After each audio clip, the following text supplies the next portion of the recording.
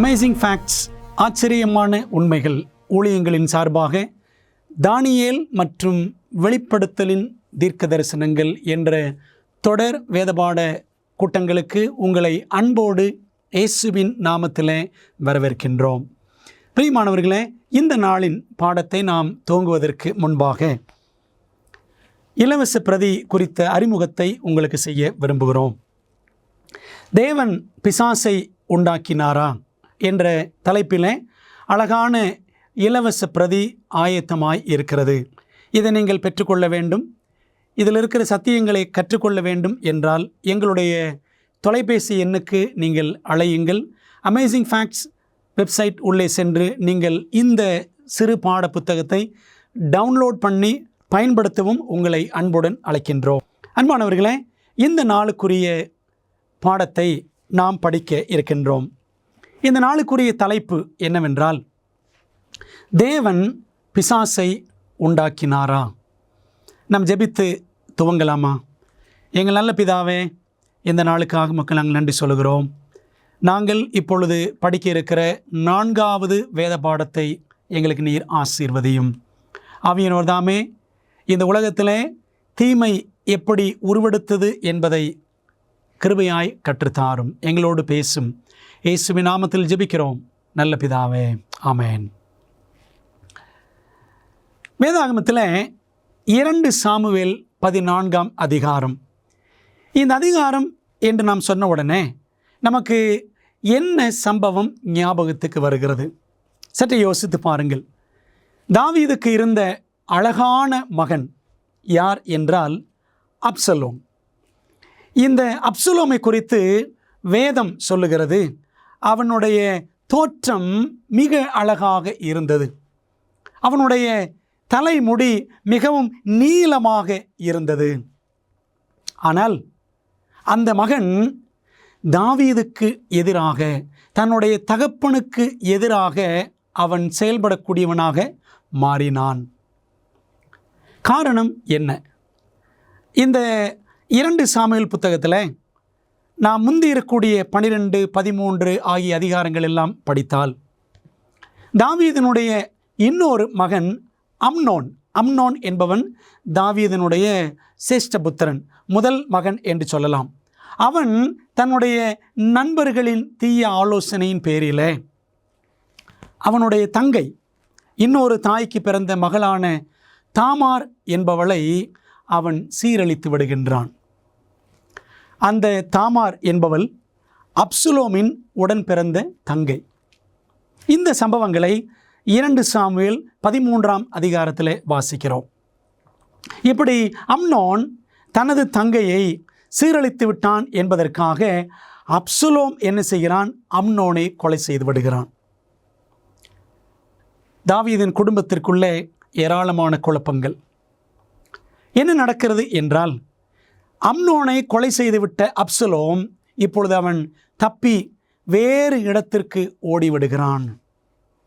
அந்த சமயத்தில் தகப்பன் தாவீதுக்கு தன்னுடைய மகன் அம்னோன் தன்னோடு இல்லையே, அவன் இறந்து போய்விட்டான், அப்சலோமும் இல்லையே, அவன் ஓடிவிட்டான் என்று மிகவும் அங்கலாய்த்து கொண்டிருக்கிற சமயத்தில் யோவாப் என்ற தாவீதின் படைத்தலைவன் ஒரு தந்திரமான ஏற்பாடு செய்து தெக்கோவாவிலே புத்தியுள்ள ஒரு ஸ்திரீயை ஒழுங்கு செய்து அவள் மூலமாக பேச வைத்து எப்படியாகிலும் அப்சலோமை திரும்ப கொண்டு வர வேண்டும் என்று அவன் முயற்சி செய்கிறான்.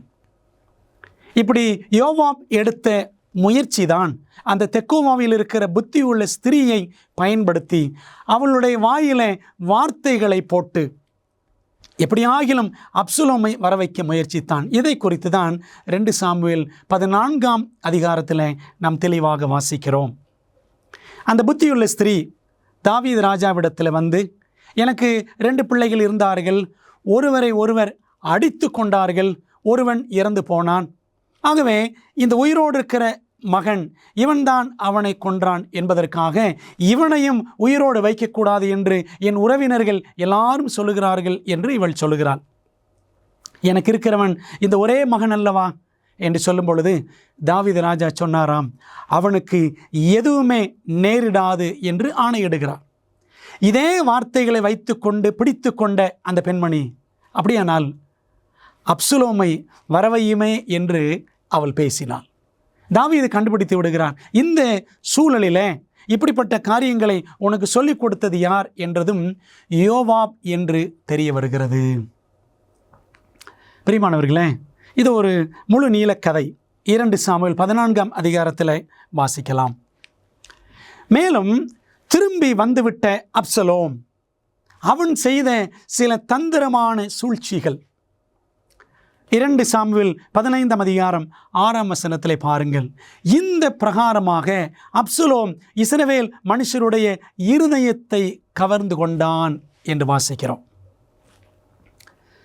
வேறு தேசத்திலிருந்து திரும்பி வந்துவிட்ட அப்சலோம் தன்னுடைய தகப்பன் தாவீதின் இடத்திற்கு தான் ராஜாவாக வேண்டும் என்று கருதி தாவீதை பார்க்க வரக்கூடிய எல்லாரையும் தன் பக்கமாக இழுத்துக்கொள்வான்.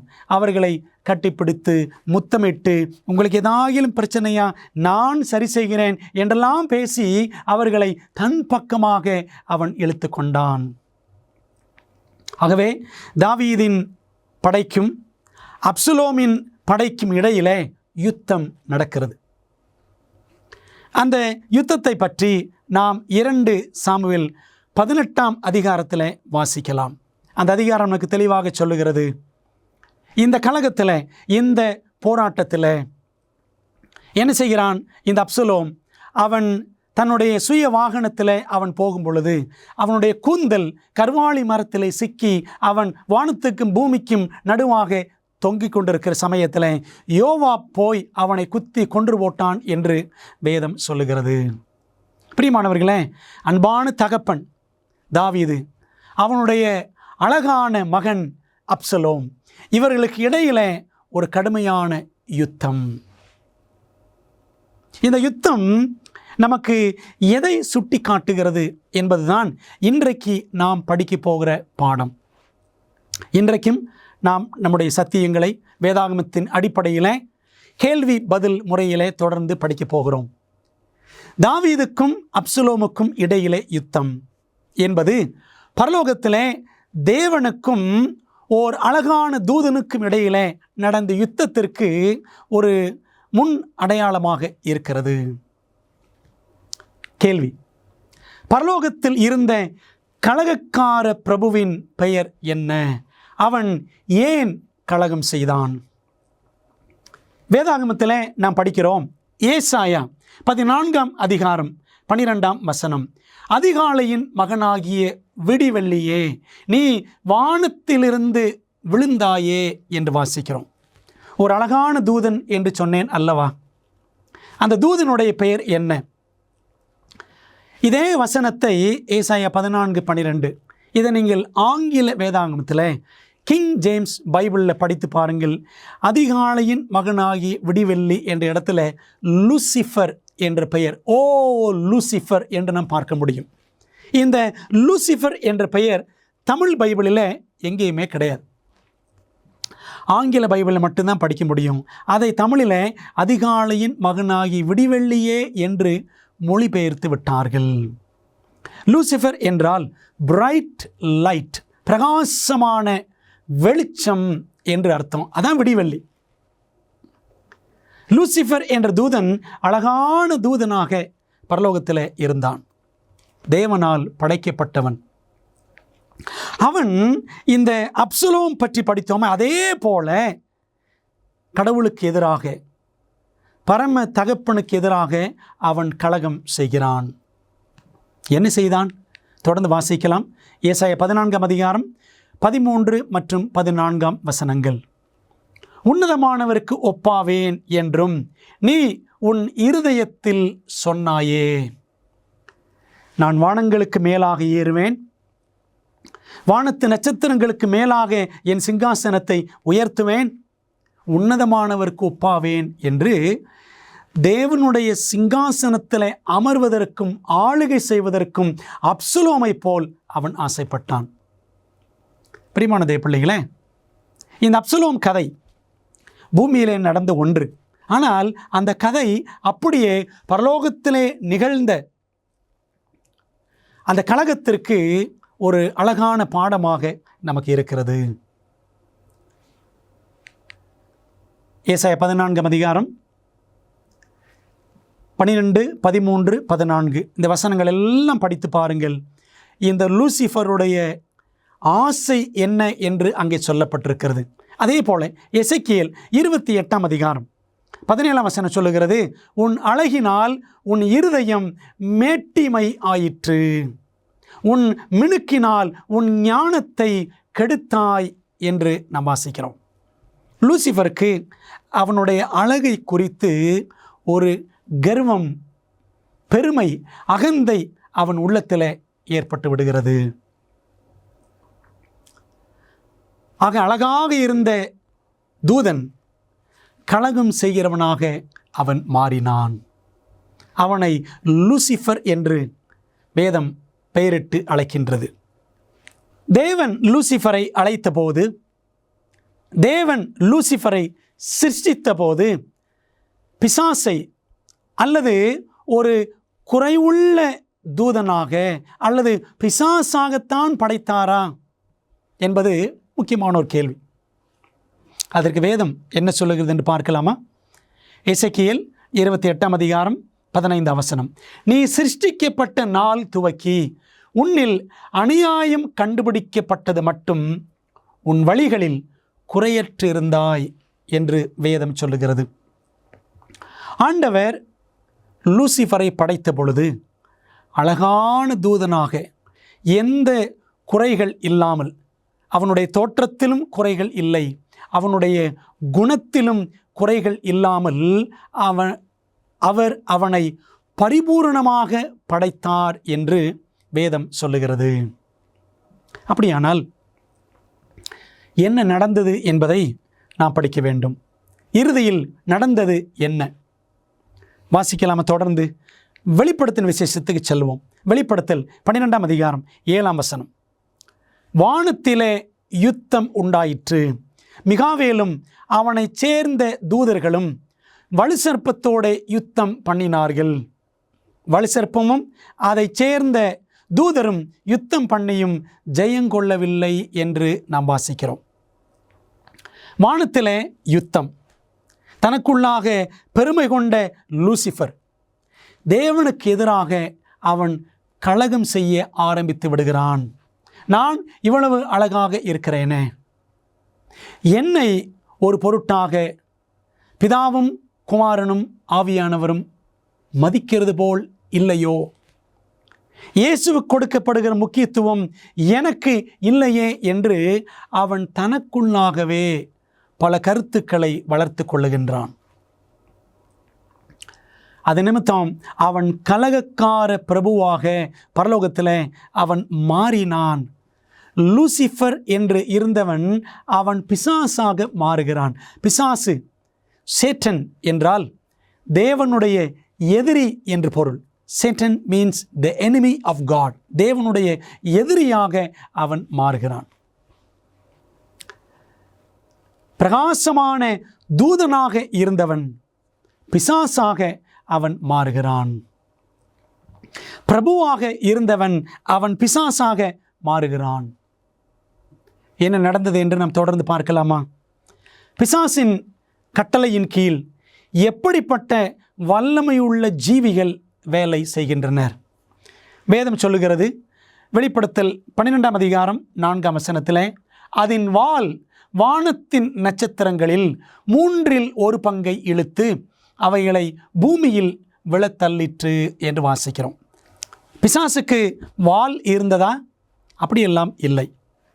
தீர்க்க தரிசனத்தில் விளக்கும் பொழுது வால் என்பது ஏசாயா 9 அதிகாரம் 15 வசனத்தை படித்து பாருங்கள்.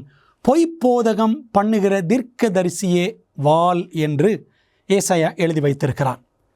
சாத்தான் பொய்ப்போதகம் பண்ண ஆரம்பிக்கிறான்.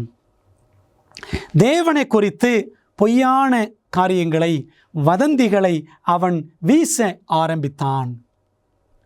அது நிமித்தம் பரலோகத்தில் 1/3 பங்கு தூதர்களை அவனுடைய பொய்யான போதனையினாலே மூன்றில் ஒரு பங்கு என்று வாசிக்கிறோம். வானத்தின் நட்சத்திரங்கள் என்றால் தேவதூதர்கள். ஆகவே தூதர்களில் ஒரு பங்கை அவன் என்ன செய்கிறான்? தன்னோடு இழுத்துக் கொள்ளுகிறான். நட்சத்திரம் என்றால் தூதர்கள் என்பதற்கு வெளிப்படுத்தல் 1ஆம் அதிகாரம் 20ஆம் வசனத்தை படித்து பாருங்கள். ஆகவே அவனுடைய வாள், அவனுடைய பொய் போதகத்தினாலே பரலோகத்தின் தூதர்களில் மூன்றில் ஒரு பங்கை அவன் இழுத்து கொண்டான். அவன் அணியிலே ஒரு சாராராகிய தூதர்கள் சேர்ந்து கொண்டார்கள். ஒரு பக்கம் தேவன், 2 பங்கு தூதர்கள் அவரோடு கூட, இன்னொரு பக்கம் சாத்தான், அவனோடு ஒரு பங்கு தூதர்கள். என்ன நடந்தது? இந்த யுத்தத்தில் தேவன் லூசிஃபரையும் அவனுடைய தூதர்களையும் என்ன செய்தாராம்? பூமியிலே தள்ளினார் என்று நாம் வாசிக்கிறோம். தொடர்ந்து வெளிப்படுத்தல் 12ஆம் அதிகாரம் 9ஆம் வசனம் பாருங்கள். அது பூமியிலே விழத்தள்ளப்பட்டது, அதனோட கூட அதை சேர்ந்த தூதரும் தள்ளப்பட்டார்கள் என்று நாம் வாசிக்கிறோம். அன்பானவர்களே, நாம் விண்வெளியிலே கவனம் செலுத்தி படித்தால் விண்வெளியில் ஆச்சரியமான அநேக காரியங்கள் இருக்கின்றன. அவற்றிலே ஒன்றுதான் கருந்துளைகள், பிளாக் ஹோல்ஸ் என்று சொல்வார்கள். 1999ஆம் ஆண்டிலே வானியல் ஆராய்ச்சியாளர்கள் சுமார் 12 கருந்துளைகளை விண்வெளியிலே கண்டுபிடித்திருக்கிறார்கள். இந்த கருந்துளைகள் என்ன செய்யும் என்றால், ஒளியானது 1,86,000 மைல்கள் ஒரு வினாடிக்கு அது கடந்து செல்லும் என்று நாம் அறிந்திருக்கிறோம். ஒளி பாயக்கூடிய ஒளியானது, வீசக்கூடிய ஒளியானது இந்த கருந்துளைகளுக்குள்ளே அது நுழையும் என்றால் அந்த ஒளி வெளியே வரவே வராது.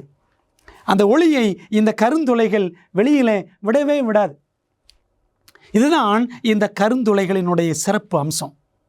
ஒளியை பிடித்து வைத்து கொள்ளும், ஒளியை வெளியே வீச விடாத தன்மை கருந்துளைகளுக்கு உண்டு. அன்பான தேவப்பிள்ளைகளே, இந்த கருந்துளைகளைப் போலத்தான் சத்துருவாகிய சாத்தானும். அவன் என்ன செய்தான்? பிரகாசமாய் இருந்தான். கடைசியில் அவன் ஒரு கருந்துளையாக மாறி சத்தியமானது, ஒளியானது பரவவிடாதபடிக்கு அவன் என்ன செய்கிறான்? ஒரு பங்கு தூதர்களை தன் பக்கமாக அவன் இழுத்து வைத்து கொண்டான். சாத்தான் தன்னுடைய வேலைக்காக என்னென்ன வழிமுறைகளை கையாளுகிறான்? வேதாகமத்திலிருந்து அவனுடைய சில குணலட்சணங்களை படிக்கப் போகின்றோம். அதில் முதல் காரியம், வெளிப்படுத்தல் 12ஆம் அதிகாரம் 9ஆம் வசனம் சொல்லுகிறது, உலகம் அனைத்தையும் மோசம் போக்குகிறவன் சாத்தான் என்று பைபிள் நமக்கு தெளிவாக சொல்லுகிறது. வெளிப்படுத்தல் 12ஆம் அதிகாரத்தை நாம் கருத்தூன்றி கவனித்தால், சாத்தானுடைய, லூசிஃபருடைய அந்த வீழ்ச்சி, அவனுடைய சரித்திரம் அங்கே அழகாக கொடுக்கப்பட்டிருக்கிறது. அவனுடைய தந்திரம் என்ன? அவன் ஒரு டிசீவர், அவன் மோசம் போக்குகிறவன், வஞ்சிக்கிறவன், ஏமாற்றுகிறவன். தூதர்களிலே 3இல் ஒரு பங்கை அவன் ஏமாற்றினான். இரண்டாவதாக, மார்க் 1ஆம் அதிகாரம் 13ஆம் வசனத்தில் வாசிக்கிறோம், அவர் வனாந்திரத்தில் 40 நாள் இருந்து சாத்தானால் சோதிக்கப்பட்டார் என்று வாசிக்கிறோம். வேதம் அவனை சோதனைக்காரன் என்று அழைக்கிறது. சோதனைக்காரன், டெம்ப்டர், அவன் சோதிக்கிறவன். ஆண்டவர் இயேசு கிறிஸ்துவையே அவன் சோதிக்கிறவனாக செயல்பட்டான். எப்படி சோதித்தான் பாருங்கள். அவரை நேருக்கு நேராக வனாந்தரத்தில் அவர் 40 நாட்கள் உபவாசம் இருக்கும் பொழுது நேருக்கு நேராக அவரை அவன் சோதித்தான் என்று மத்தேயு 4, லூக்கா 4 போன்ற அதிகாரங்களிலே வாசிக்கின்றோம். மறுபடியும் பிசாசு அவரை மிகவும் உயர்ந்த மலையின் மேல் கொண்டு போய் உலகத்தின் சகல ராஜ்யங்களையும் அவைகளின் மகிமையையும் அவருக்கு காண்பித்து என்று மத்தேயு 4:8 வாசிக்கிறோம். சாத்தான் ஒரு சோதனைக்காரன். Satan is a tempter. Attractions, கவர்ச்சிகரமான காரியங்களை காண்பித்து அவன் சோதிக்கிறான். நமக்கு அப்படித்தான் இன்னைக்கு உலகத்தில் கவர்ச்சிகரமான பொருட்கள், பணம், நகை போன்ற காரியங்கள், கவர்ச்சிகரமான நபர்கள், அது ஆணாக இருக்கலாம், பெண்ணாக இருக்கலாம், இப்படிப்பட்ட கவர்ச்சிகரமான பொருட்களையும் நபர்களையும் காண்பித்து சாத்தான் நம்மை சோதிக்கிறான். அப்படித்தானே ஏவாளை அவன் சோதித்தான், பழத்தை காண்பித்து. ஆகவே சத்துருவாகிய சாத்தான் அவன் சோதிக்கிறவன் என்று வேதம் நமக்கு அவனை குறித்து வெளிப்படுத்துகிறது. அதில் மூன்றாவதாக, அவைகள் அற்புதங்களை செய்கிற பிசாசுகளின் ஆவிகள் என்று வெளிப்படுத்தல் 16:14 வாசிக்கிறோம். சாத்தானுடைய இன்னொரு தன்மை என்னவென்றால் பொய்யான அற்புதங்கள். He will perform, Satan can perform false miracles. பொய்யான அற்புதங்களை அவன் செய்ய முடியும்.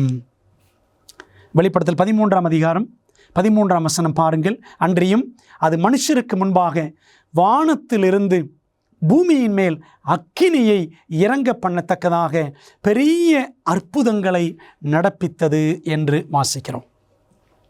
சாத்தான் வானத்திலிருந்து அவன் அக்கினியை இறங்க பண்ணக்கூடிய விதத்தில் கூட அற்புதங்களை கடைசி நாட்களிலே செய்வான் என்பதை வெளிப்படுத்தல் 13 நாம் பார்க்கிறோம். ஆகவே Satan is a miracle worker. அவன் பொய்யான அற்புதங்களை செய்கிறவன். நாளாம் அவன் எப்படியெல்லாம் வேலை செய்வான் என்று தொடர்ந்து படித்தால் வெளிப்படுத்தல் 12:10 பாருங்கள். இரவும் பகலும் நம்முடைய தேவனுக்கு முன்பாக நம்முடைய சகோதரன் மேல் குற்றம் சுமத்தும் பொருட்டு அவர்கள் மேல் குற்றம் சாட்டுகிறவன் தாழ தள்ளப்பட்டு போனான் என்று வாசிக்கிறோம். சாத்தானுடைய இன்னொரு சிறப்பான தன்மை என்னவென்றால் இரவும் பகலும் அவன் குற்றம் சுமத்தி கொண்டே இருப்பான். Satan is an accuser of the brethren. குற்றம் சுமத்தி கொண்டே இருக்கிறவன். நம்முடைய வாழ்க்கை எப்படி இருக்கிறது? தேவனுக்கு முன்பாக பிரியமாக இருக்கிறதா என்று நாம் சிந்திக்க வேண்டும். நாம் வேதத்தை நம்புகிறோம் என்று சொல்லிக்கொண்டு அதற்கு எதிர்மாறான வாழ்க்கை வாழ்வோம் என்றால் நம்மை குறித்து சாத்தான் தேவனிடத்தில் அவன் குற்றம் சுமத்துவான். பாருங்கள், இவர்கள் எல்லாரும் கிறிஸ்தவர்கள், பைபிளை படிக்கிறார்கள், ஆலயம் செல்லுகிறார்கள், இவர்கள் செயலெல்லாம் வித்தியாசமாக இருக்கிறது என்று அவன் குற்றம் சுமத்துகிறவன். அவன் குற்றம் சுமத்துவதற்கு நாம் உதவியாக இருக்கிறோமா என்பதை சிந்திக்க வேண்டும். அவனுடைய வேலை எப்படிப்பட்டது? 5ஆவதாக யோவான் 8:44 அவன் ஆதி முதற்கொண்டு மனுஷ கொலைபாதகனாய் இருக்கிறான்.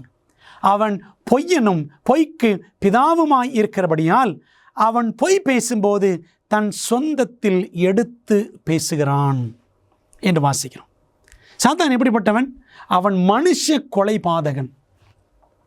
எப்படியாகிலும் தேவ சாயலில் படைக்கப்பட்ட மனிதர்களை அழிக்க வேண்டும் என்பதே அவனுடைய தந்திரம். அதற்காக அவன் பொய்களை உபகரணமாக பயன்படுத்துகிறான். அப்படித்தானே ஏவாள் இடத்துல ஆண்டவர் சொன்ன வார்த்தையை பொய்யாக திரித்து கூறினான். நீங்கள் சாகவே சாவதில்லை என்று சொன்னானே.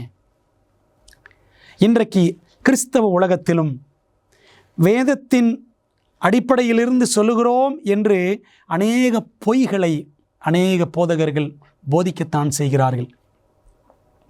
மிக கவனமாக பிசாசனுடைய தந்திரத்தை புரிந்து நாம் உண்மையை அறிந்து அந்த வழியிலே நடக்க வேண்டும். வேதாகம தீர்க்க தரிசனத்தில் வெளிப்படுத்தப்பட்டுள்ளபடி நம்முடைய மோசமான உலகத்திற்கான தேவனின் திட்டத்தை அறிய விரும்புகிறீர்களா? உங்கள் மிகப்பெரிய சவால்களுக்கு நடைமுறையான நம்பகமான தீர்வுகள் வேண்டுமா? ஊக்கமளிக்கும் மற்றும் அறிவூட்டும் ஆச்சரியமூட்டும் உண்மைகள் வேதாகம பாட வழிகாட்டிகள் 27 அழகான வரைகளை மற்றும் நேரடியான பதில்களை புரிந்து கொள்ள எளிதான வகையில் வேதத்தின் அடிப்படையில் சிறப்பான மேலான பாடங்களை வழங்குகின்றது. ஒவ்வொரு ஆய்வு வழிகாட்டியும் உங்கள் வாழ்க்கையின் மிக முக்கியமான உண்மைக்கான பொருத்தமான வேதாகம பதில்களை நோக்கி உங்களை வழிநடத்தும். நான் எப்படி ஆரோக்கியமான ஐக்கியத்தை பெறுவது, இயேசு எப்போது எப்படி மீண்டும் வருவார், மேலும் இப்படி பல கேள்விகளுக்கு உங்கள் எதிர்காலத்தை வாய்ப்பாக விட்டுவிடாதீர்கள். ஆச்சரியமூட்டும் உண்மைகள் வேதாகம பாட வழிகாட்டிகளிடமிருந்து உங்கள் வாழ்க்கையை சத்தியத்துடன் மாற்றுங்கள். ஆங்கிலம், இந்தி, தமிழ் மற்றும் தெலுங்கு மொழிகளில் கிடைக்கிறது. காத்திருக்க வேண்டாம். bookstore.aftv.in என்ற இணையதளம் மூலம் உங்கள் முழுமையான ஆய்வு வழிகாட்டிகளை இன்றே ஆர்டர் செய்யுங்கள். பிசாசு எப்பொழுது மிகவும் ஆபத்தானவனாக மாறுகிறான்? பாருங்களேன், வசனம் சொல்லுகிறது 2 கொரிந்தியர் 11 14 மற்றும் 15 வசனங்கள். அது ஆச்சரியமல்ல, சாத்தானும் ஒளியின் தூதனுடைய வேஷத்தை தரித்து கொள்வானே.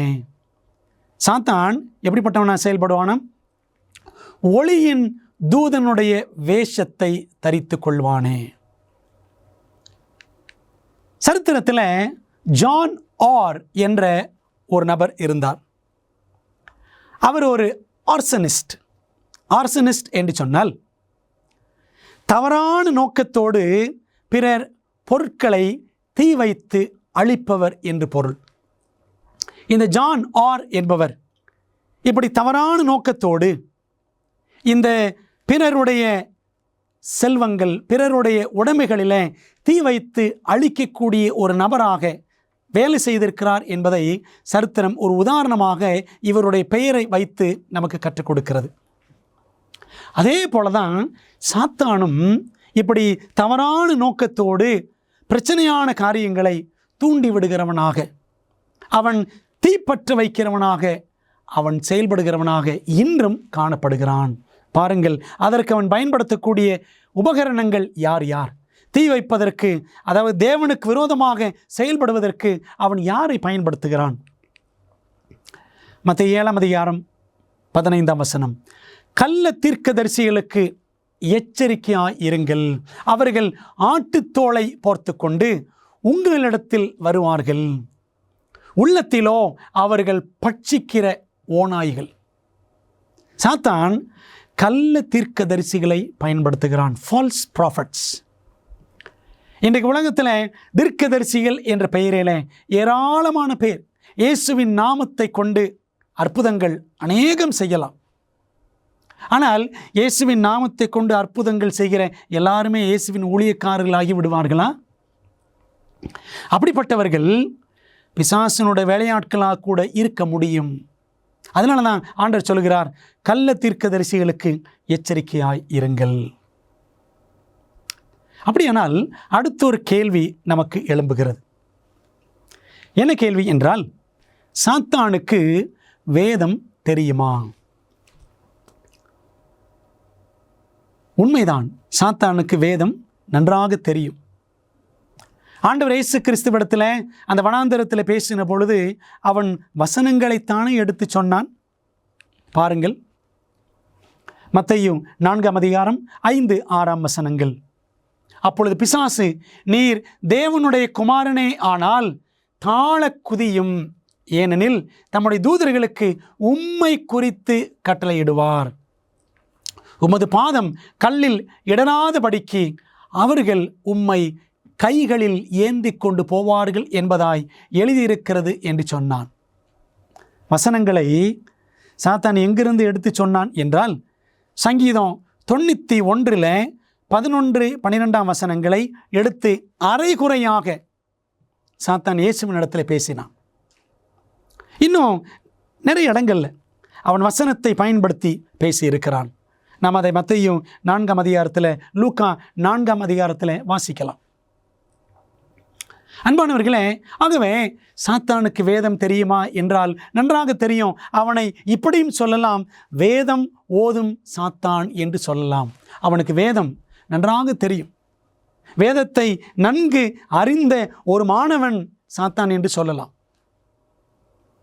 ஆகவே வசனத்தை வைத்தே தான் பல நேரங்களில் பாருங்கள், பைபிள் தான் அப்படி போட்டிருக்குல்ல, நம்ம இப்படி செஞ்சா என்ன, கடைசியில் வந்தால் ஆண்டவர் நம்மை மன்னித்து விடுவார், அந்த கல்லனை சிலுவையில் ஆண்டவர் மன்னித்தாரே, நம்ம என்ன பாவம் செய்தாலும், என்ன தவறு செய்தாலும் பரவாயில்ல, கடைசியில் வந்து விடலாம்.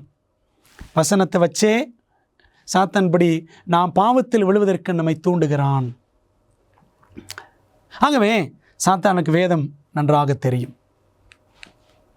பூமியில் பிசாசு யாரை மிகவும் அதிகமாக வெறுக்கிறான் என்பதை ஒரு முக்கிய கேள்வியாக நாம் சிந்தித்து பார்ப்போம்.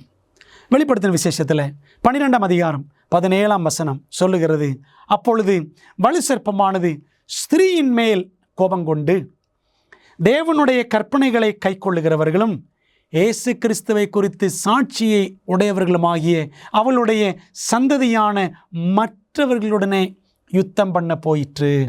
வலுசர்ப்பம் என்றால் பிசாசு. நம்ம அதை வெளிப்படுத்தல் 12ஆம் அதிகாரம் 9ஆம் வசனத்தில் வாசிக்கிறோம். அவனுக்கு யார் மீது கோபம்? ஸ்திரீயின் மேல் கோபம். ஸ்திரீ என்றால், கற்புள்ள ஸ்திரீ என்றால் ஆண்டவருடைய உத்தமமான உண்மையான திருச்சபை. ஆண்டவருடைய உத்தமமான உண்மையான திருச்சபை என்ன செய்யும்? அவருடைய கற்பனைகளை கைக்கொள்ளும். ஆண்டவருடைய கற்பனைகளை கைக்கொள்ளக்கூடிய திருச்சபையின் மீது சாத்தானுக்கு கோபம். அவன் என்ன செய்கிறான்? அந்த திருச்சபையின் பிள்ளைகள், தேவனுடைய மெய்யான திருச்சபையின் அந்த மீதமான சந்ததியார், அவர்கள் மீது அவன் கோபம் கொண்டு யுத்தம் செய்கிறான் என்று நாம் பார்க்கிறோம். சாத்தானை சித்தரிக்க வேதாகமம் 2 கொடூரமான விலங்குகளை எடுத்துக்காட்டாக பயன்படுத்தி இருக்கிறது. அந்த 2 கொடூரமான விலங்கினங்கள் அல்லது உயிரினங்கள் என்னவென்று பார்க்கலாமா? சாத்தான் எப்படி என்ன செய்கிறான்? தேவனுடைய பிள்ளைகளுக்கு எதிராக யுத்தம் செய்கிறான் என்று பார்த்தோம். அதற்கு சில அடையாளங்களை ஆவியானவர் பயன்படுத்துகிறார். பாருங்களேன். முதலாவது மிருகம். 1 பேதுரு 5ஆம் அதிகாரம் 8ஆம் வசனம், தெளிந்த புத்தியுள்ளவர்களாய் இருங்கள், விழித்திருங்கள், ஏனெனில் உங்கள் எதிராளியாகிய பிசாசானவன் கர்ச்சிக்கிற சிங்கம் போல் எவனை விழுங்கலாமோ என்று வகை தேடி சுற்றித் திரிகிறான். அவன் எப்படி சுற்றித் திரிகிறான்? கர்ச்சிக்கிற சிங்கம் போல், ரோரிங் லயன் என்று நாம் வாசிக்கிறோம். ஒரு சிங்கம் கர்ஜித்து வருகிறது என்றால் இரையை பிடிப்பதற்கு தீவிரமாக அது வரும். அதே போலதான் சாத்தானும். தேவனுடைய நாமத்தின் மேல் யார் யாரெல்லாம் விசுவாசம் வைத்திருக்கிறார்களோ அவர்கள் எல்லாரையும் பிடித்து இரையாக்கி கொண்டு அவர்களை அழிக்க வேண்டும் என்று சாத்தான் விரும்புகிறான். அன்பானவர்களே, அதனால தான் கர்ச்சிக்கிற சிங்கம் என்று பேதுரு குறிப்பிடுகிறார். இது ஒரு அழகான உதாரணம். இரண்டாவது, முதல்ல பார்த்தோம் கர்ச்சிக்கிற சிங்கம். அடுத்த உயிரினம், எந்த உயிரினத்திற்கு சாத்தான் ஒப்பிடப்பட்டிருக்கிறான்? வெளிப்படுத்தல் 12:9, உலகம் அனைத்தையும் மோசம் போக்குகிற பிசாசு என்றும் சாத்தான் என்றும் சொல்லப்பட்ட பழைய பாம்பாகிய பெரிய வலுசர்ப்பம் தள்ளப்பட்டது என்று வாசிக்கிறோம். ஆகவே வலுசர்ப்பம், சர்ப்பம் என்ன செய்யும்? தந்திரமாக செயல்படும், அது வஞ்சிக்கும். ஆகவே சாத்தான் இந்த வலுசர்ப்பத்தை போல அவன் என்ன செய்கிறானாம்? அவன் வஞ்சிக்கிறான், வஞ்சித்து செயல்படுகிறான். சிங்கத்தை போல அழிக்கிறான், வலுசர்ப்பத்தை போல அவன் வஞ்சிக்கிறான் என்று இந்த 2 பிராணிகள் மூலமாக அவனுடைய குணத்தை தேவ ஆவியானவர் நமக்கு விளங்க காட்டுகிறார். அன்பான தேவ பிள்ளைகளே, இந்த உலகத்தில் நாம் இருக்கிறோமே, இந்த உலகம் இன்றைக்கு யாருடைய கட்டுப்பாட்டில் இருக்கிறது? பிசாசினுடைய கட்டுப்பாட்டில் இருக்கிறது. வேதாகமத்தில் பாருங்கள், உலகத்தின் அதிபதி என்று ஆண்டவர் இயேசு கிறிஸ்து யோவான் சுவிசேஷத்தில் 3 இடங்களில் சாத்தானை குறித்து ஆண்டவர் சொல்லியிருக்கிறார். Prince of this world, ruler of this world, உலகத்தின் அதிபதி. யோவான் 12:31, யோவான் 14:30, யோவான் 16, 11 இந்த வசனங்கள் எல்லாம் படித்து பாருங்கள். 3 இடங்களிலே அவன் இந்த உலகத்தின் அதிபதி என்று சொல்லப்பட்டிருக்கிறான். அப்போஸ்தலனாகிய பவுல் சொல்லும் பொழுது இந்த பிரபஞ்சத்தின் தேவன் என்று 2 கொரிந்தியர் 4:4 4ஆம் அதிகாரம் 4ஆம் வசனத்தில் அங்கே குறிப்பிட்டிருக்கிறார். The God of this world. Satan is the God of this world. சாத்தான் இந்த பிரபஞ்சத்தின் தேவன் என்று சொல்லப்பட்டிருக்கிறது. அது மட்டுமல்ல, நீங்கள் படித்து பாருங்கள், எபேசியர் புத்தகத்தில் பவுல் சொல்லுகிறார் 2ஆம் அதிகாரம் முதல் 4 வசனங்களிலே படித்து பார்த்தால் ஆகாயத்து அதிகார பிரபு என்று சாத்தானை குறித்து வாசிக்கிறோம். Prince of the power of the air என்று வாசிக்கிறோம். ஆகவே இப்படி பற்பல நாமங்கள் சாத்தான் இந்த உலகத்தின் மீது ஆளுகை செய்கிறான் என்பதை நமக்கு சுட்டி காட்டுகிறது. ஆண்டவர் இயேசு கிறிஸ்துவை வனாந்தரத்தில் சோதிக்கும் போது கூட அவன் அப்படித்தானே சொன்னான். உயரமான மலையின் மேல் அவரை கொண்டு போய் உலக ராஜ்யங்கள் எல்லாம் ஒரு நிமிஷத்தில் இயேசுவுக்கு காண்பித்து என்னை விழுந்து வணங்கும், அப்பொழுது இவைகளெல்லாம் உம்முடையதாகும் என்று சொன்னானே. ஆகவே அதிலிருந்து என்ன தெரிகிறது என்று சொன்னால், ஆதாம் ஏவாள் தேவனுடைய வார்த்தையை மீறி பாவம் செய்த பொழுது தேவன் அவர்களுக்கு கொடுத்திருந்த ஆளுகை சாத்தானுக்கு கை மாறியது. பிரியமான தேவ பிள்ளைகளே, இன்னைக்கு உலகம் அனைத்துமே பொல்லாங்கனுக்குள் கிடக்கிறது என்று நம் பைபிளில் வாசிக்கிறோம். ஒரு வசனம் பாருங்கள், 1 யோவான் 5ஆவது அதிகாரம் வசனம் 19. நாம் தேவனால் உண்டாயிருக்கிறோம் என்றும் உலகம் முழுவதும் பொல்லாங்கனுக்குள் கிடக்கிறது என்றும் அறிந்திருக்கிறோம். உலகமே இன்னைக்கு பிசாசுக்குள்ள தான் கிடக்கிறது. இப்படிப்பட்ட உலகத்தில் நாம் வாழ்ந்து கொண்டிருக்கிறோம். நாம் எப்படி அவனை ஜெயிக்க வேண்டும்? நாம் சாத்தானை எதிர்ப்பதற்கான ஒரே வழி என்ன? வேதம் பேசட்டும். யாக்கோபு 4ஆம் அதிகாரம் 7 மற்றும் 8ஆம் வசனங்கள் அழகான வசனங்கள். ஆகையால் தேவனுக்கு கீழ்ப்படிந்திருங்கள், பிசாசுக்கு எதிர்த்து நில்லுங்கள், அப்பொழுது அவன் உங்களை விட்டு ஓடி போவான். தேவனிடத்தில் சேருங்கள், அப்பொழுது அவர் உங்களிடத்தில் சேர்வார். பிரியமானவர்களே, நாம் செய்ய வேண்டியது என்ன? தேவனுக்கு கீழ்ப்படிய வேண்டும். அதற்கு என்ன அர்த்தம்? ஆண்டவருடைய வேதம் என்ன சொல்லுகிறதோ இந்த வார்த்தையின்படி நம்முடைய வாழ்க்கையை நாம் அமைத்து கொண்டு அப்படியே வாழ வேண்டும். அதுதான் தேவனுக்கு கீழ்ப்படிந்திருங்கள் என்பதற்கான பொருள். அவரிடத்தில் சேருங்கள், தேவனிடத்தில் சேருங்கள் என்றால் அவரோடு பேசுகிற அனுபவத்தை நாம் வளர்த்து கொள்ள வேண்டும். தேவனோடு பேசி ஜெபித்து, அவர் நம்மோடு பேசி வசனங்களை தியானித்து நாம் வாழும் பொழுது நாம் பிசாசை ஜெயிக்க முடியும். வேதத்தில் வெளிப்படுத்தல் 12ஆம் அதிகாரம் நாம் கவனம் செலுத்தி படித்து கொண்டிருக்கிற அதிகாரத்தில் 12-11ஆம் வசனம் பாருங்கள். மரணம் நேரிடுகிறதா இருந்தாலும் அதற்கு தப்பும்படி தங்கள் ஜீவனையும் பாராமல் ஆட்டுக்குட்டியின் இரத்தத்தினாலும் தங்கள் சாட்சியின் வசனத்தினாலும் அவனை ஜெயித்தார்கள். எப்படி சாத்தானை ஜெயிக்க முடியும்? இயேசுவின் இரத்தத்தினாலே, அவருடைய வசனத்தினாலே நாம் பிசாசை ஜெயிக்கலாம். ஜெபம், வேத வாசிப்பு, இயேசுவின் சிந்தப்பட்ட இயேசுவின் இரத்தம், இவைகளின் மூலமாக நாம் பிசாசை ஜெயிக்க முடியும். பாருங்கள், பிசாசின் தாக்குதல்களை இயேசு எவ்வாறு எதிர்த்து போராடினார்? வேதம் சொல்லுகிறது, மத்தேயு 4ஆம் அதிகாரம் 10ஆம் வசனம். அப்பொழுது இயேசு, அப்பாலே போ சாத்தானே, உன் தேவனாய கர்த்தரை பணிந்து கொண்டு அவர் ஒருவருக்கே ஆராதனை செய்வாயாக என்று எழுதியிருக்கிறதே என்றார்.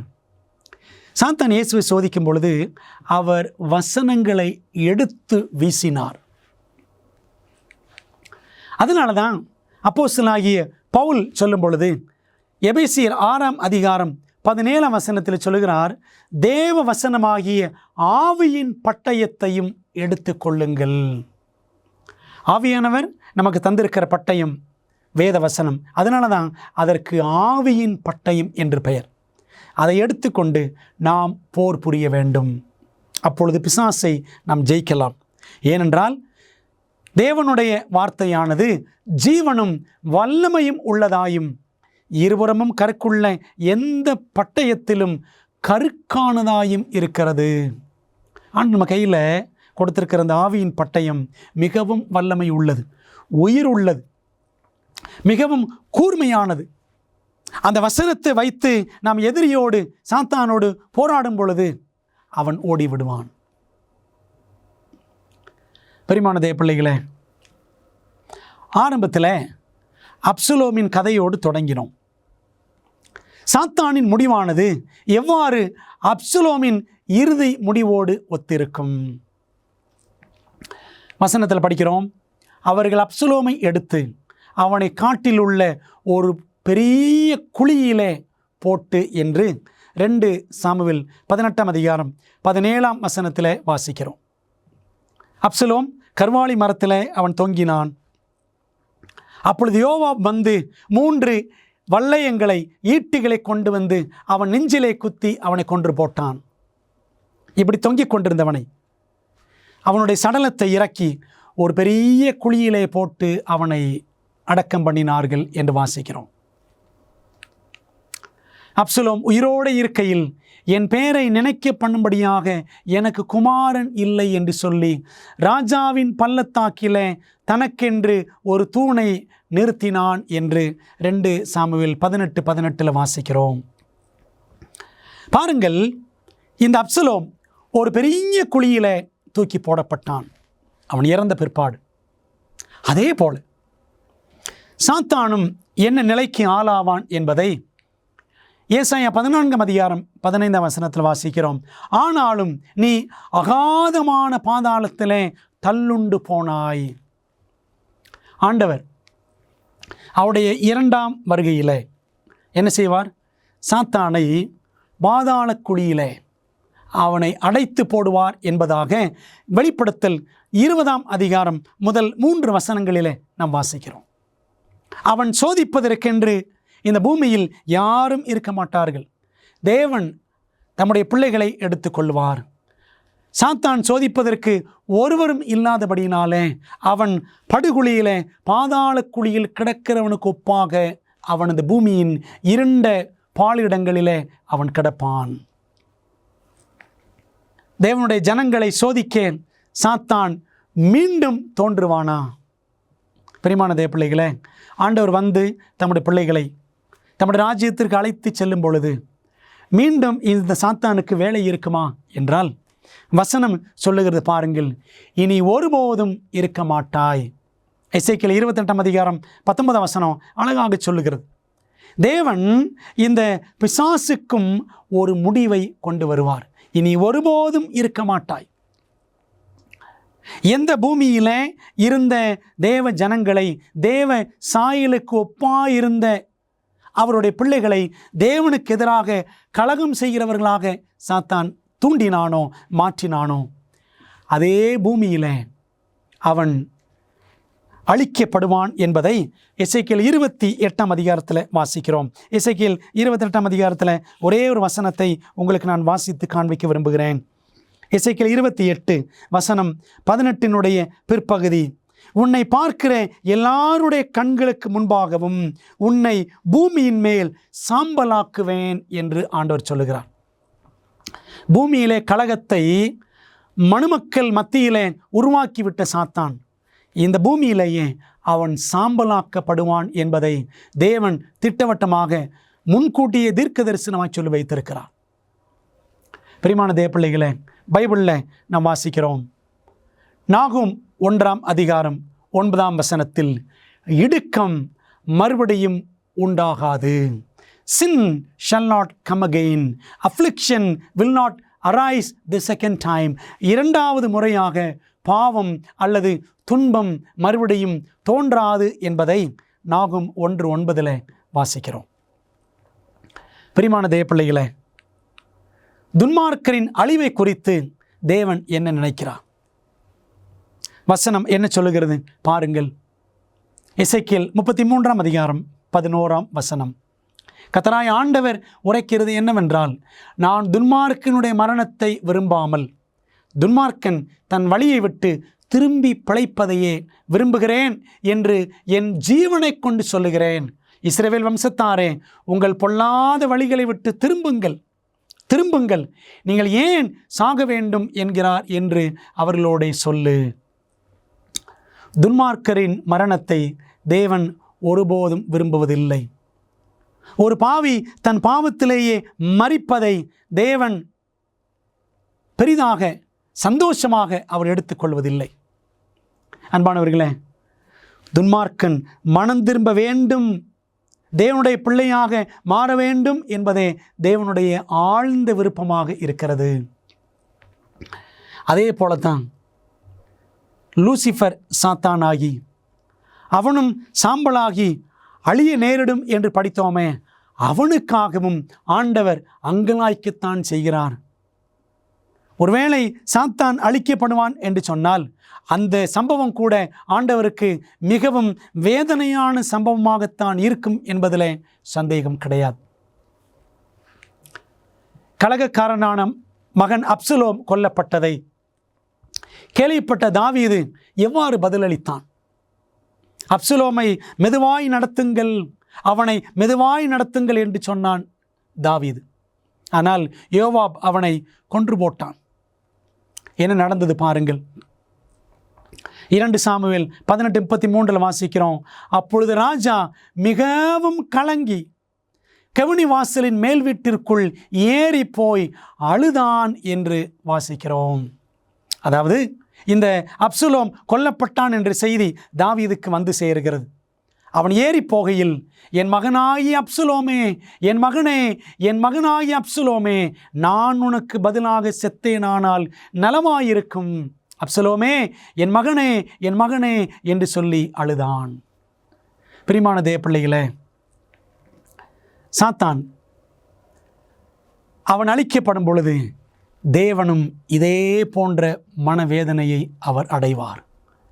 என் மகன் எனக்கு எதிராக கலகம் செய்து விட்டானே, அவன் சாகட்டும் என்று தாவீது சந்தோஷப்படவில்லை. அதே போலதான் பரம தகப்பனும் அவருக்கு பிள்ளையாய் இருந்த இந்த லூசிஃபர் பிசாசாக மாறி கலகம் செய்கிறவனாகி இந்த பூமியில் இருக்கிற எல்லாரையும் அவருக்கு எதிராக, தேவனுக்கு எதிராக திருப்பிவிடும் அந்த கலகக்கார பணியை அவன் செய்து வருகிற போதிலும் தேவன் அவனுடைய முடிவின் போதும் மிகவும் வேதனைப்படத்தான் செய்வார். அதை தாவீதின் சம்பவத்தின் வழியாக நாம் அழகாக படிக்கிறோம். பூமியிலும் சமுத்திரத்திலும் குடியிருக்கிறவர்களே, ஐயோ, பிசாசானவன் தனக்கு கொஞ்ச கால மாத்திரம் உண்டென்று அறிந்து மிகுந்த கோபம் கொண்டு உங்களிடத்தில் இறங்கினபடியால் உங்களுக்கு ஆபத்து வரும் என்று சொல்ல கேட்டேன். வெளிப்படுத்தல் 12:12 வாசிக்கிறோம். அன்பான தேவப்பிள்ளைகளே, சாத்தானுக்கு நன்றாக தெரியும் தனக்கு முடிவு சீக்கிரமாய் வரப்போகிறது. அவன் அழிக்கப்பட போவது உறுதி என்பது அவனுக்கு தெரியும். அதனால தான் அவன் என்ன செய்கிறானா, வேகமாக நாச வேலைகளை, அழிவு வேலைகளை, ஆண்டுக்கு விரோதமான வேலைகளை அவன் செய்து கொண்டிருக்கிறான். அன்பான தேவப்பிள்ளைகளே, நாம் எவ்வளவு ஜாக்கிரதைப்பட வேண்டும், எவ்வளவாக தேவனுக்கு பிரியமாய் நடக்க வேண்டும் என்று நாம் பிரயாசப்பட வேண்டும். அவனை எப்படி ஜெயிக்கலாம்? பிள்ளைகளே, நீங்கள் தேவனால் உண்டாயிருந்து அவர்களை ஜெயித்தீர்கள். ஏனெனில் உலகத்தில் இருக்கிறவனிலும் உங்களில் இருக்கிறவர் பெரியவர். உலகத்தில் இருக்கிறவன் யாரு? சாத்தான். நாம் உலகத்தில் இருக்கிறோம், ஆனால் நமக்குள் இயேசு இருக்கிறாரா என்பதை நாம் சிந்திக்க வேண்டும். நாம் உலகத்தில் இருந்து, உலகத்தாராய் இருந்து, உலகம் முழுவதும் பொல்லாங்கனாகிய பிசாசுக்குள் கிடக்கிறதே, நாமும் பிசாசுக்குள் கிடக்கிறோமா? உலகத்தினுடைய ஆசா பாசங்களால் சிக்குண்டு நாமும் அவனுடைய வலையிலே விழுந்து கிடக்கிறோமா என்பதை நாம் சிந்தித்து பார்க்க வேண்டும். பிரியமான தேவப்பிள்ளைகளே, நம் உலகத்தில் இருக்கலாம், ஆனால் உலகத்தானாக இருந்துவிடக்கூடாது. உலகம் அப்படியே தேவனுக்கு விரோதமாக கலகம் செய்ய சாத்தான் தூண்டுகிறான். அவனோடு நாம் சேர்ந்து விடக்கூடாது. ஆகவே தேவன் நம்மை அழைக்கின்றார்.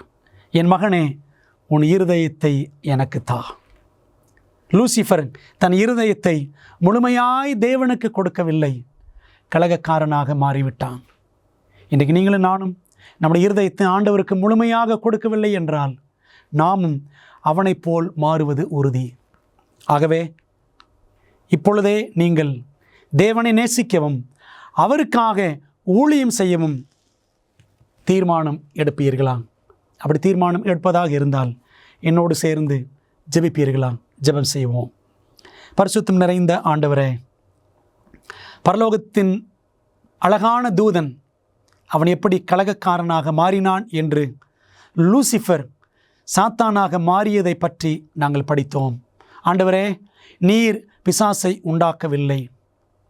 லூசிஃபர் தன்னுடைய பெருமையின் அடிப்படையில், அழகின் இருமாப்பில் அவனே பிசாசாக மாறிப்போனான்.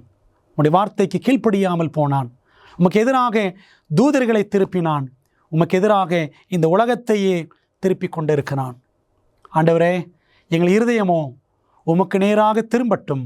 எங்களை தாழ்த்துகிறோம். எங்களை பரிசுத்தப்படுத்தும். உமக்கு கீழ்ப்படிந்திருக்க, உம்மை எப்பொழுதும் சேர்ந்திருக்க எங்களுக்கு உதவி செய்யும். கர்த்தாவே, இந்த செய்தி கேட்கிற பிள்ளைகள் யாராகிலும் பிசாசினால் அலைக்கழிக்கப்படுவார்கள் என்றால் அவர்களுக்கு விடுதலை தந்து உமது பிள்ளைகளாக மாற்றும். இயேசுவின் நாமத்தில் ஜெபிக்கிறோம் நல்ல பிதாவே, ஆமென். பிரியமானவர்களே, கர்த்தர் உங்களை ஆசீர்வதிப்பாராக. மீண்டும் அடுத்த வேத பாடத்தில் சந்திப்போம். ஆமென்.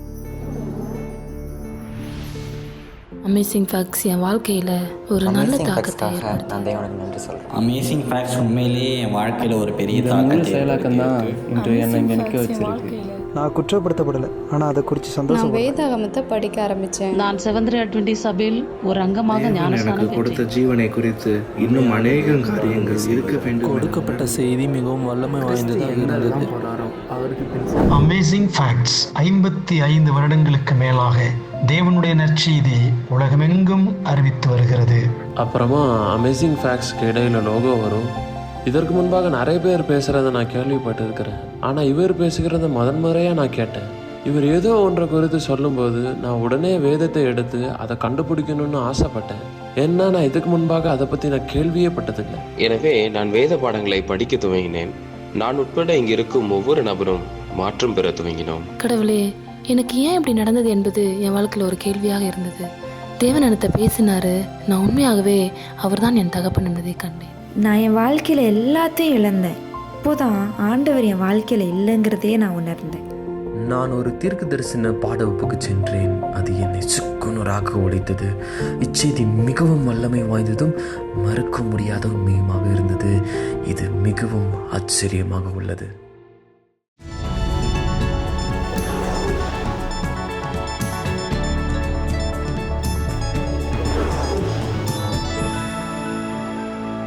தொடர்ச்சியாக இருளை வெளிப்படுத்தும் போது மனிதர்களும் உயிரினங்களும் மனச்சோர்வுடன் போராடுகிறார்கள் என்பதை விஞ்ஞானிகள் நமக்கு பலவிதமான சந்தர்ப்பங்களில் நிரூபித்துள்ளார்கள்.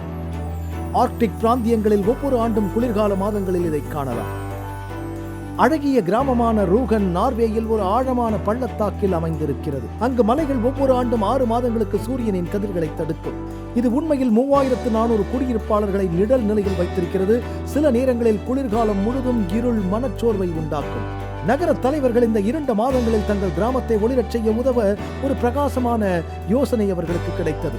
2013 அக்டோபரில் 3 பிரம்மாண்டமான 550 சதுர அடி கண்ணாடியின் வரிசை அருகில் உள்ள மலையில் ஊருக்கு 1000 அடி உயரத்தில் நிறுவினார்கள். கணினி கட்டுப்பாடு மற்றும் சூரிய சக்தி கண்ணாடிகள் குளிர்கால மாதங்களில் சூரியனை கண்காணித்து டவுன் சதுக்கத்தில் சூரிய ஒளியின் ஒரு பெரிய கற்றை அவர்களின் வாழ்க்கையை பிரகாசமாக்குகிறது.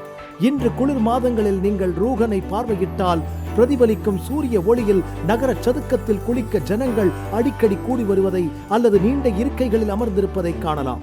மலையில் இருக்கும் அந்த கண்ணாடியை போலவே கிறிஸ்தவர்களும் இந்த இருண்ட கிரகத்தில் உலகின் ஒளியாக இருந்த இயேசுவின் ஒளியை பிரதிபலிக்க வேண்டும் என்று வேதம் சொல்கிறது.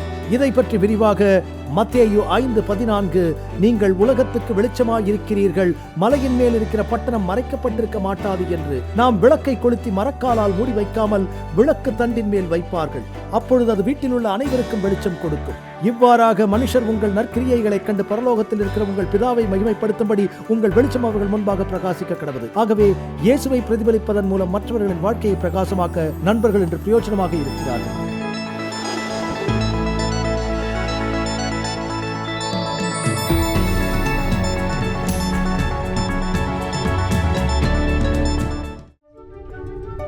ஐம்பது வருடங்களுக்கும் மேலாக அமேசிங் ஃபேக்ட் ஊழியங்கள் நற்செய்தியை உலகம் முழுவதும் பகிர்ந்து கொண்டிருக்கிறது.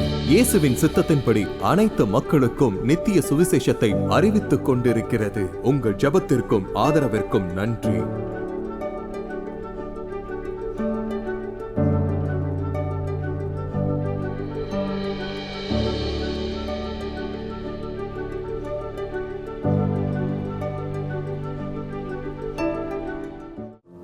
பெரோயா பட்டணத்து சபை விசுவாசிகள் தாங்கள் சத்தியங்களை கேட்ட பிற்பாடு தங்கள் இல்லத்திற்கு சென்று காரியங்கள் இப்படி இருக்கிறதா என்று வேதத்தோடு ஒப்பிட்டு மீண்டும் படித்தார்கள்.